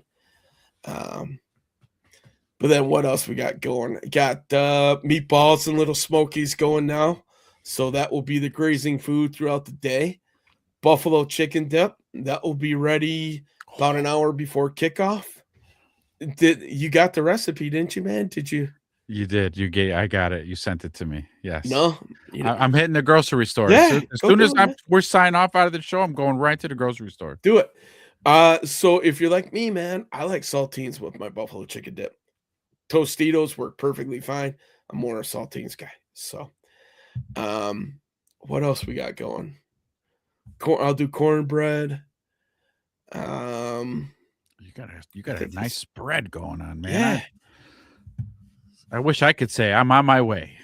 If you, dude, if we do Super Bowl, I'll do smoked mac and cheese and pit beans with it too, and we'll have ourselves we'll have to, sit at the dining room table because there'll be so much, but we'll figure it out. We can wheel a TV in there if we had to.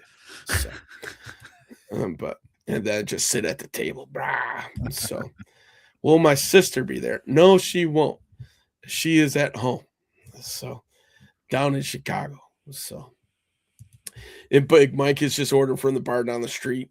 We've been under the weather all week. Man, dude, I hear you. So sometimes bar food's good, man. I got a bar down the street.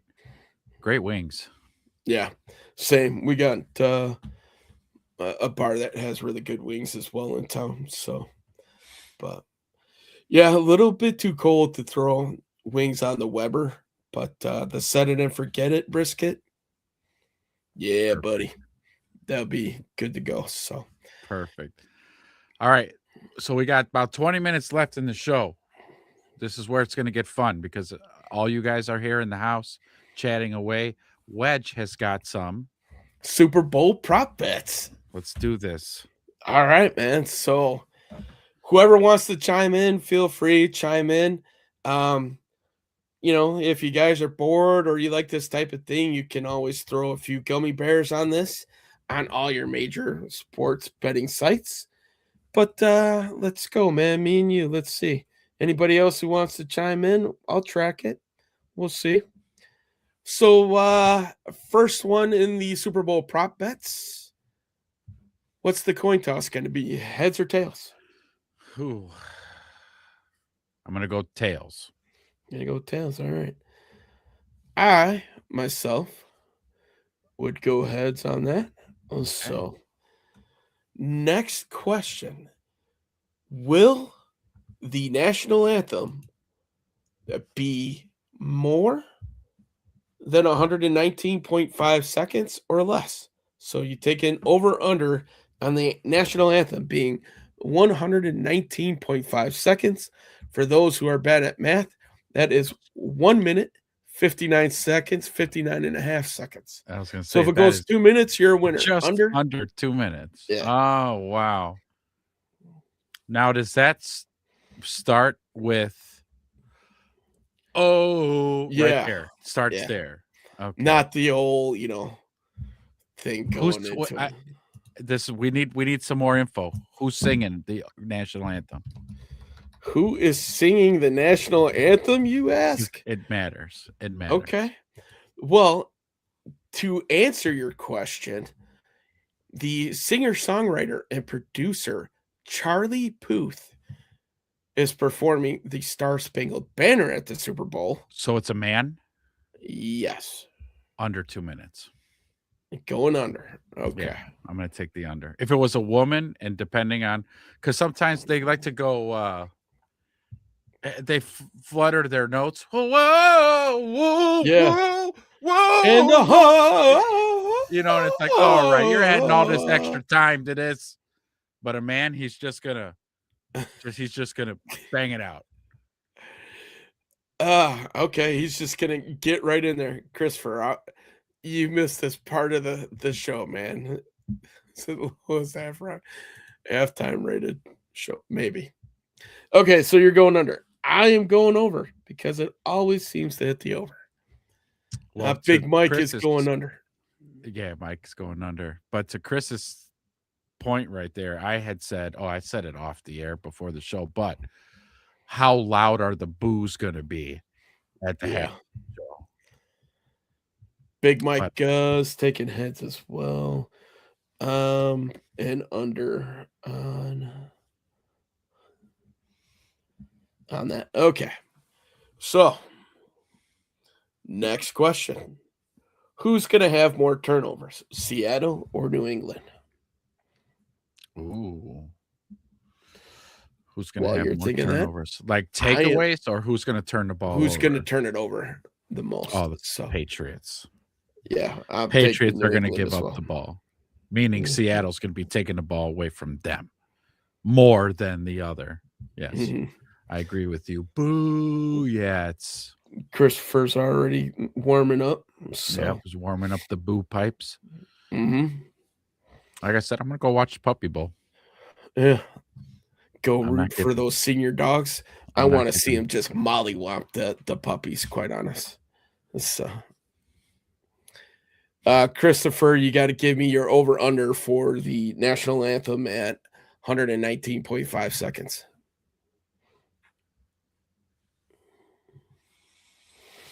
Big Mike's going New England as well. I think Drake May's a turnover machine. He's the anti-Caleb. All accurate and shit, but turns it over nonstop. Christopher's going under on the national. Turning Point, they're going to have a thing? They're having a halftime show? Or you're just going to tune into their channel and just watch a video?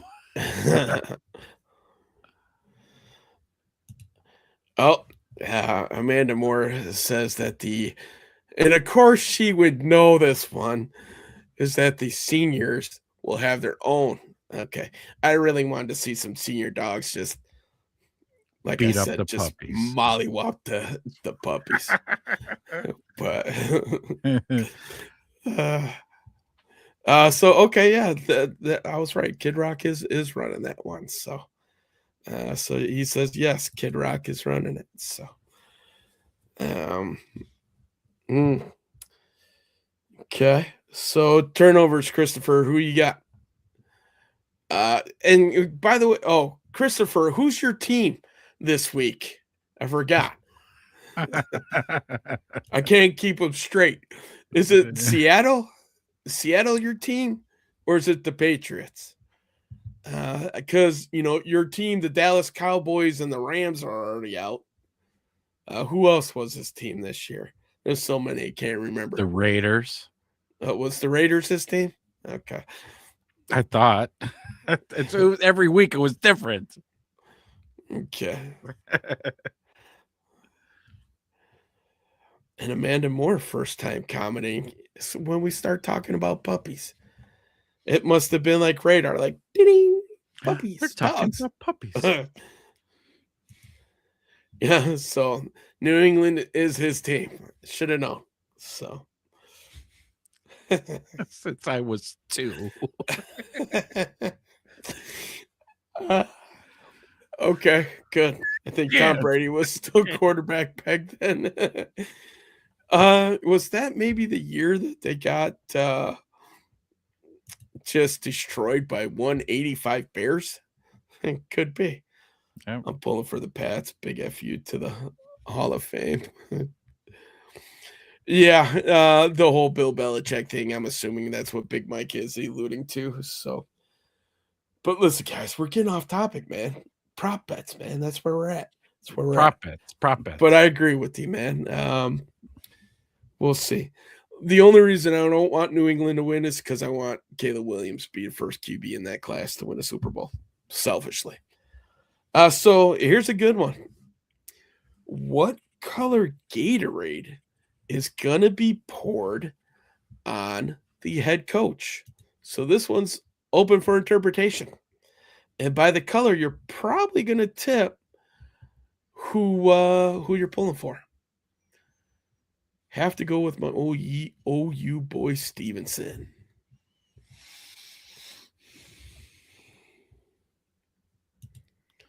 Christopher's coming in with purple. Yeah, I'm gonna go with the lemon. Going with the lime green, like or are you just saying straight yellow? The yellowish one. Okay, Yeah. okay. I am gonna go green. I think like green, the lime. Yeah. Yep. All right. Yep. Me and Big Mike are on the same page here. Lemon lime. Going with the classic. I would put I need to lemon ask lime Google as what's the it called. green. What's the yellow Gatorade called? And Chris is going purple. purple. The yellow one is lemon lime. Okay. Well, what's the green one? I don't know. Green? Green apple is green. Sounds Are good. you going with that? You're just saying that's going to be green when they dump that cooler on them. It's going to be green. Yeah. Okay. We'll say green. Yeah. You're making me question my choice now. Maybe I should go like orange. You could go orange. I am going to go orange. I'm going to pick my favorite color. Yeah. Why not? Who doesn't love them some orange Gatorade? I do love the orange. I do. Orange and grape are usually my two go-tos. So that's what Chris is going, grape. All right. Yep. So apple. I have had the apple green Gatorade. It's pretty good. A little sweet, but Frost. Big Mike is saying Frost. Yep. Okay. Yeah. I do like the light blue Frost as well. That is a good one. It is. What position? No, let's make this. Do I want to phrase it like this? What position will win the MVP? The QB is 2. Let's go this. Will a QB win the MVP? Are you going to take a QB or the field?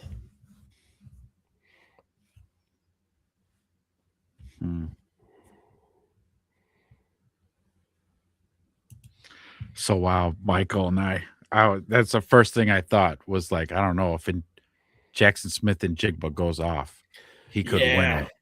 I was thinking, like, if I were to choose a position, I would probably say wide receiver, but it's a QB dominated award. Right.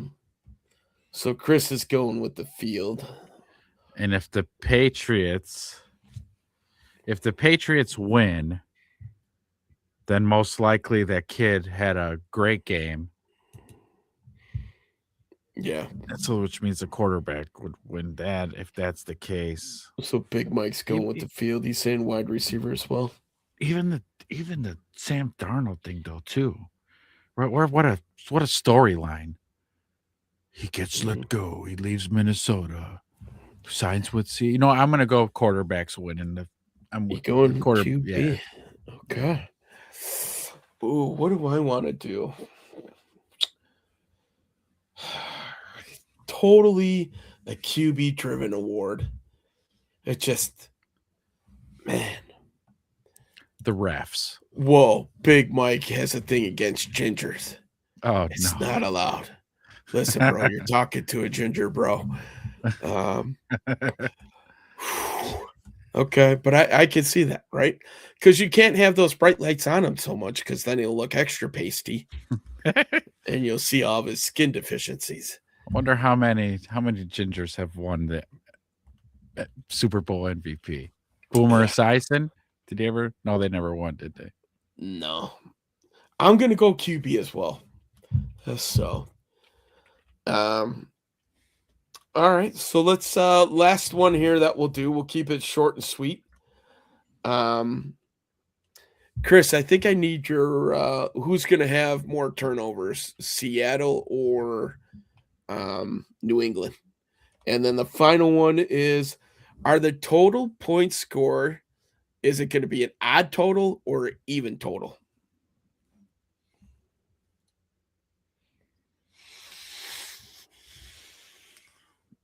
I'm saying even. So Chris is going Seattle for the turnovers. All right, Ez is going even points scored. So you're thinking like a 42, 42. 58, Sure. 56, 52. Christopher's going odd. I'm going to go odd as well. I think like a 21, like maybe 35-17 type of thing. That Big Mike is going odd. So you're the lone wolf on even, man. Ow! Yep. It's And going to that, be my even, friend. boys. It's going to be even. So real quick, man, who you taking overall then? Let's just do a real general Just overall pick. Pick'ems. Yeah. Seattle. I mean, I've had all the last 2 weeks to think about it and hear all the pundits and all the talk, and it's Seattle. Seattle. Their defense is going to come up big. Score prediction? Ooh. Indoors, the guys are going to be playing fast. It's going to be outdoors. It's in San Francisco Stadium. Oh, good doy. Either way. Is there rain in the forecasts? I'm going to find out. Not that I've heard. Christopher's going with his team from childhood, New England.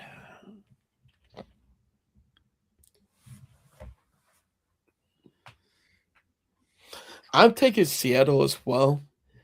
I do think New England can score a little bit. I'm going to say 35-28. That's good. That's a good guess. Mm-hmm. So there is going to be a 20 to 30% chance of rain during the day, but nothing later. It's going to be mid 40s, 47 to 49 degrees. Oh, that's like perfect football weather, man. I know. So, okay, I can see there could be some points put up today.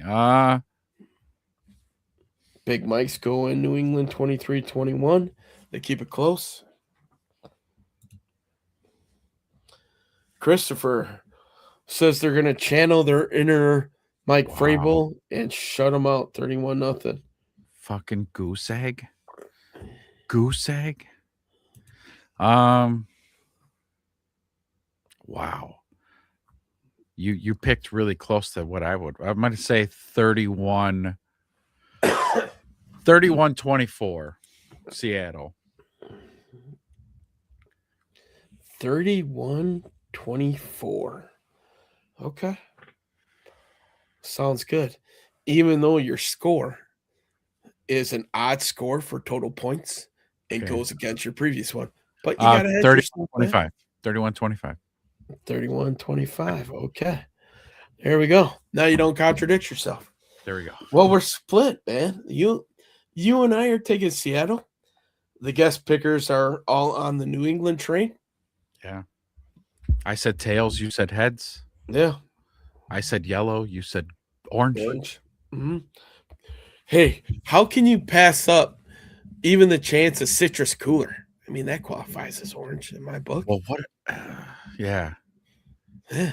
they're gone now. I've been back to the grocery store looking at for the Stranger Things special edition citrus cooler from the 80s, and they're all gone. Bastards. I didn't even get one. You didn't even get one? Damn. But it's the NFL, man. Gator, They if can- they're like, hey, man, we want the citrus cooler, Gatorade's like, yep, You we'll got bring it. it. Yeah. So Big Mike always goes for the underdog. All right. All right. I like that. That's good. I usually do the same. That's why being a Bears fan came so naturally. It was actually probably vice versa. It was because of being a Bears fan, You and root they're for always the the underdog? underdog. That now I just root for the underdog all the time. Not today. Gotcha. Not today, my friend. Not today. So Nice, man. This 2 hours just flew. yeah. Yep. I'm getting closer and closer to having to check out my brisket. Now at 192 and 185, respectively. Ooh. Yeah. So, Yeah. and then it will take a nice nap. Yes.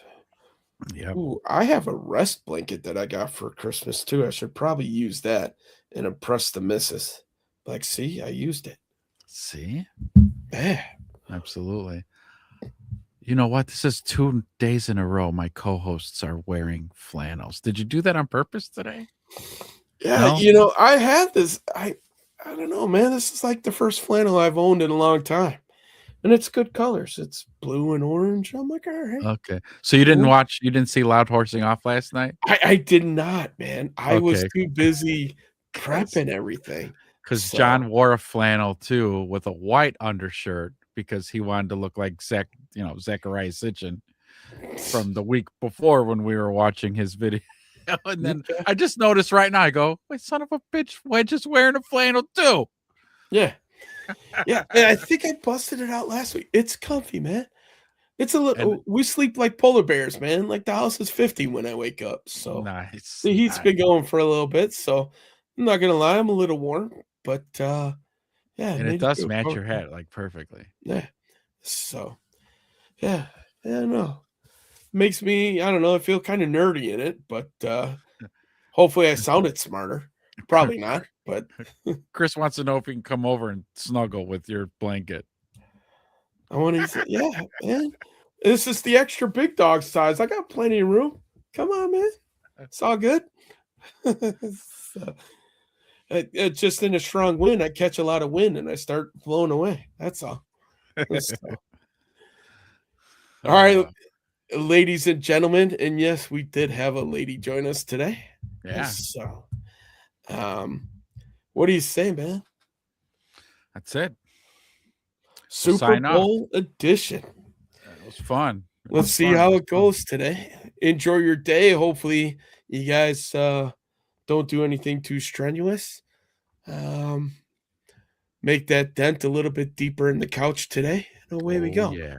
I'm hoping I have some meatballs and smokies that are ready for a little snack after this.